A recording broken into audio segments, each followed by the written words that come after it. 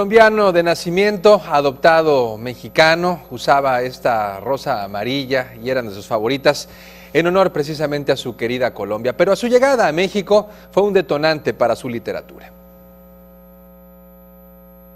Vivió para contarlo y dejó huellas de su vida en sus libros. Gabriel García Márquez nació el 6 de marzo de 1927 en el pueblo de Aracataca, al norte de Colombia. Y ahí, en las calles polvorientas de su pueblo, un día le nació la idea de ser escritor. Mi madre aprovechó la ocasión para una nueva ofensiva de su guerra personal. Sentada junto a mí, sin levantar la vista, me volvió a preguntar por asalto. Entonces, dime de una vez, ¿qué le voy a decir a tu papá? Traté de ganar tiempo para pensar. ¿Sobre qué? Sobre lo único que le interesa, dijo ella un poco irritada: tus estudios. Tuve la suerte de que un comensal impertinente, intrigado con la demencia del diálogo, quiso conocer mis razones. La respuesta inmediata de mi madre no solo me intimidó un poco, sino que me sorprendió en ella, tan celosa de su vida privada. Es que quiere ser escritor, le dijo. Un buen escritor puede ganar buen dinero, replicó el hombre con seriedad, sobre todo si trabaja con el gobierno. Su primera historia se publicó en 1946 en el periódico colombiano El Espectador.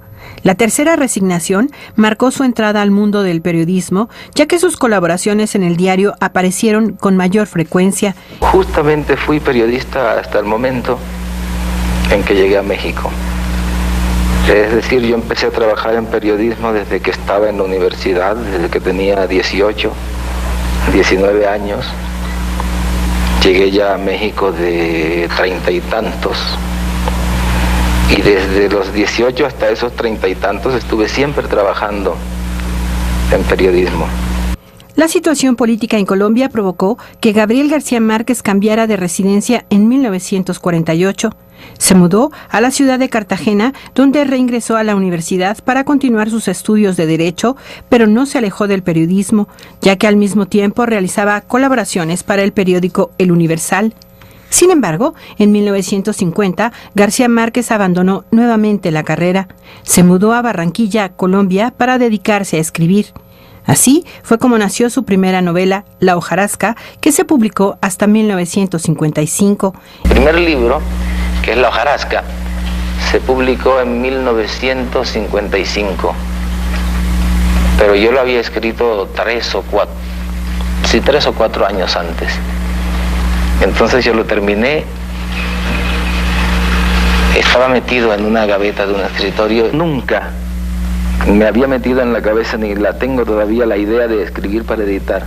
El éxito aún no llegaba y para hacerle frente a la pobreza en que vivía, escribió columnas para el periódico El Heraldo. En 1954 se mudó a Bogotá, en donde aceptó un trabajo en el periódico El Espectador como redactor de historias y reseñas cinematográficas.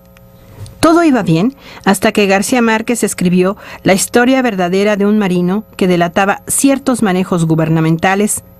Ante el miedo de que el gobierno de Colombia persiguiera a García Márquez, la directiva del periódico decidió enviar al periodista a Italia como enviado especial en la cobertura de la muerte del Papa Pío XII. Desde entonces, Gabriel vivió en Europa como corresponsal del periódico. Viajó por Génova, Roma, Polonia y Hungría hasta que decidió quedarse en París, después de enterarse que el gobierno colombiano había clausurado el periódico para el que trabajaba. Entonces empezó a escribir. Terminó El coronel no tiene quien le escriba y parte de La hora del diablo. Después de pasar una temporada en Londres, regresó a América, pero no llegó a Colombia. Se estableció en Venezuela, donde finalizó La hora del diablo. Poco después viajó a Cuba para cubrir la revolución. Gracias a su estancia en la isla del Caribe, entabló una estrecha amistad con Fidel Castro. En 1959, la familia de García Márquez se mudó a Nueva York, donde Gabriel trabajaba como corresponsal para Prensa Latina, la agencia de noticias cubana. Sin embargo, las constantes amenazas por parte de los norteamericanos y la desilusión de García Márquez por la escisión ideológica en el Partido Comunista Cubano provocaron que él y su familia se mudaran a la Ciudad de México. Venía de los Estados Unidos, donde había sido corresponsal de Prensa Latina, la agencia cubana, en Nueva York, y de común acuerdo con mis amigos de Cuba, dejé de trabajar en esta agencia y me vine a México porque quería dedicarme por completo a la literatura, un poco al cine.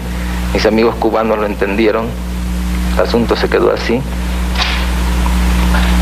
y llegué a México con mi mujer y mi hijo, que es uno de mis hijos, el mayor, Rodrigo, que entonces tenía un año, ¿no? Ahora tiene 14. Llegamos a la estación de Buenavista, veníamos en tren, con $20. Yo viví en México 8 años de incógnito. Entonces, eso fue lo que hice en los 8 años que viví en México, de 1960 a casi 1968. Mira, trabajé, hice de todo para poder seguir escribiendo. Trabajé haciendo revistas, trabajé en publicidad, trabajé, en fin, en muchas cosas, inclusive en guiones de cine clandestinos y en guiones de cine conocidos. Pero lo hacía de todas maneras con un criterio puramente alimenticio, porque lo que estaba era continuando un trabajo literario. Durante su estancia en México se publicaron El coronel no tiene quien le escriba en 1961 y Los funerales de la mamá grande en 1962. El 6 de marzo de 1967, la vida le cambió a Gabriel García Márquez. En esa fecha se publicó 100 años de soledad, obra que en menos de una semana vendió 8,000 copias. La novela más famosa de su prolífica producción y que ha sido traducida a más de 35 idiomas. Yo tengo la idea de que un libro sobrevive cuando pasa de una generación a otra. Y resulta que tengo libros que ya llevan 2 generaciones y todavía están ahí. En 1969, la novela ganó el premio italiano Chianchiano y fue nombrado el mejor libro extranjero en Francia. En 1970 se publicó la edición en inglés y fue elegido como uno de los mejores 12 libros del año en Estados Unidos. 2 años después obtuvo los premios Rómulo Gallegos y Neustadt. García Márquez siguió escribiendo obras como La increíble y triste historia de la cándida Heréndira y su abuela desalmada, Cuando era feliz e indocumentado, Crónica de una muerte anunciada, El amor en los tiempos del cólera y Noticia de un secuestro son parte de su vasto legado. Su trabajo literario fue reconocido en 1982 con el Premio Nobel de Literatura.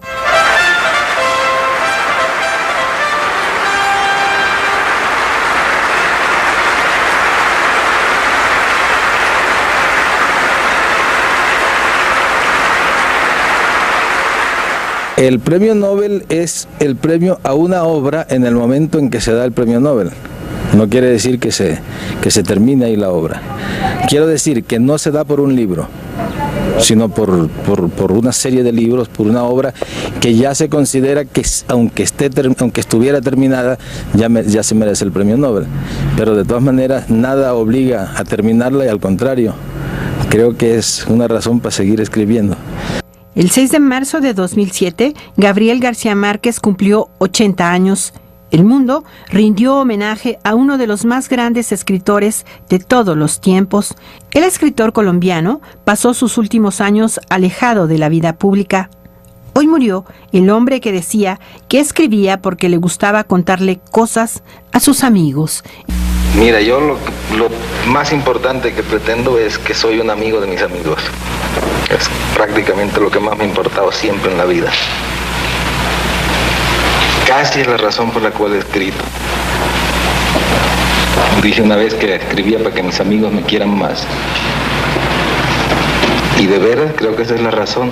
Y si me piden que me defina qué soy yo, digo, fundamentalmente soy un amigo de mis amigos. Mariposas amarillas, Mauricio Babilonia. Mariposas amarillas que vuelan liberadas. Leticia Bautista Huerta, Noticieros Televisa.